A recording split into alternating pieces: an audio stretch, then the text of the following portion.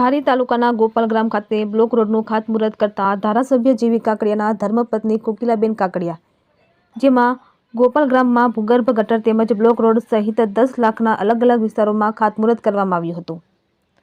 આ કાર્યક્રમમાં ધારાસભ્ય જેવી કાકડિયાની સૂચના મુજબ જેમાં કે ગોપાલગ્રામ ભક્તિપરા તેમજ બસ સ્ટેન્ડ વિસ્તાર સહિત ખાતમુહૂર્ત કરવામાં આવ્યું હતું। મોટી સંખ્યામાં ગામ લોકો ઉપસ્થિત રહ્યા હતા, જેમાં પૂર્વ સરપંચ મેરામભાઈ વાળા, સરપંચ હરેશભાઈ વાળા, ગૌતમભાઈ વાળા, સુનિલભાઈ સહિતના આગેવાનો હાજર રહ્યા હતા। રિપોર્ટર બિપિનભાઈ રાઠોડ, ચલાલા।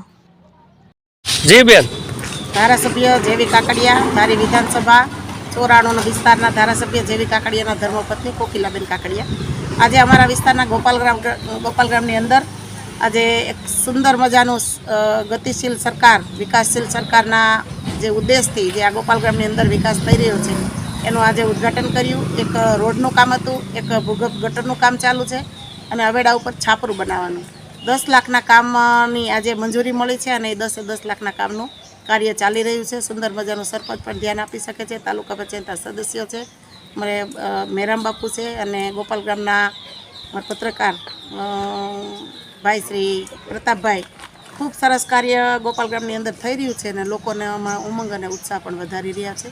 ત્યારે આ ગતિશીલ સરકાર અને વિકાસશીલ સરકાર સાથે આ ગામડાઓ પણ વિકાસ કરી રહ્યા છે અને એમને બઢતી મળે અને આવા સરસ મજાના ગોપાલગ્રામની અંદર કાર્ય થાય એવી શુભેચ્છા પાઠવું છું।